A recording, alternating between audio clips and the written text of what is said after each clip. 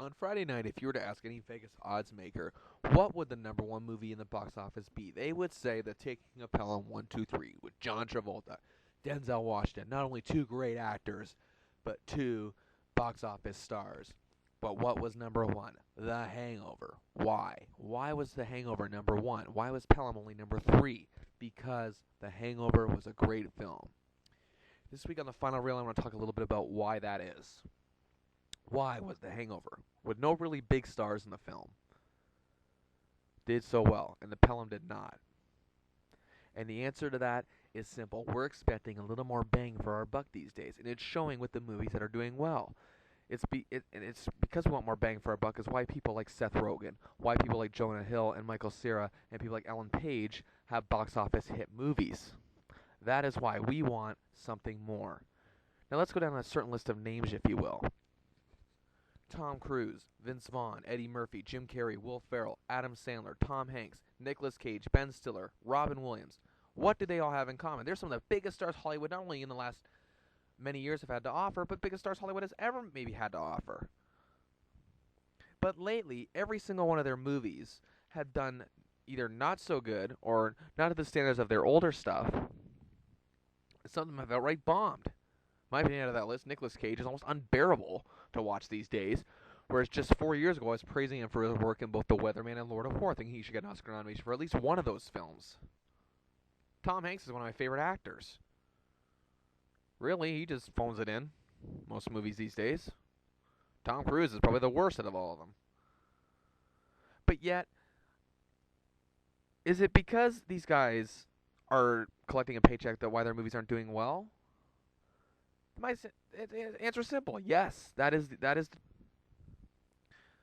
You look at some of the most recent films that all of those names I just listed off have done, and really, what have they given us?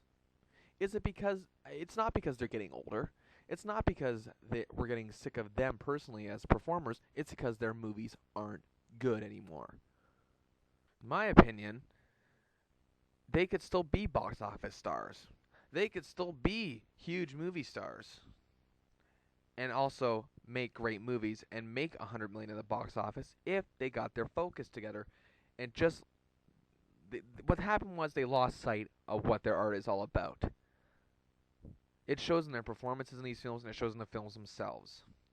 Pelham was just one example. I actually did like Pelham, but would I rank it among the best performances of either Travolta or Washington's careers? Heck no. But let's use a better example. Let's use a movie I hated, Body of Lies. Russell Crowe, Leonardo DiCaprio, two fantastic actors, both Oscar nominated. Crowe won an Oscar.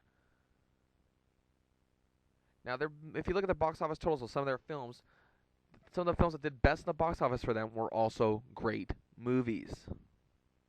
And they were good in them. Body of Lies was not a good movie. Bottom line, it was just not good.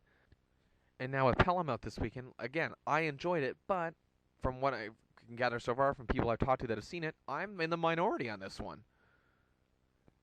And Pelham's probably a movie I'll never go out of my way to see again. That The Hangover is something I can watch over and over again and laugh hysterically at. People want more bang for their buck, and I'm glad Hollywood has started to give it to them.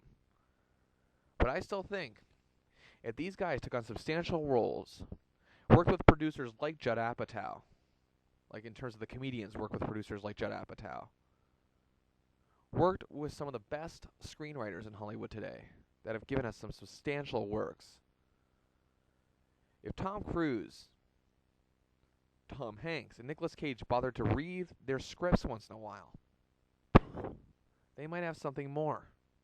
They might be those stars again. I think they can.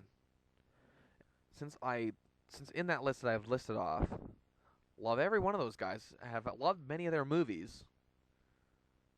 Think some of them are some brilliant performers.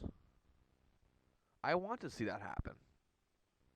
And I hope it does. But for now, if it doesn't happen, as long as we get movies like The Hangover, as long as we get great films, great dramas, if you will, that are still well written, that don't star big names, movies like Sin Nombre, movies like Slumdog Millionaire, then I'm fine. as long as they just give us something. But I do want to see these stars still succeed. Not because they're stars, but because there was a time where I admired each and every one of them. Now that's it for this week's edition of Bill Chase and the Movies, and I will be back next week with some more reviews, including the highly anticipated Year One with Jack Black and Michael Cera. Also, The Proposal with Sandra Bullock and Ryan Reynolds. Tennessee starring Mariah Carey. Yes, that Mariah Carey. Departures, the Oscar winner for Best Foreign Film.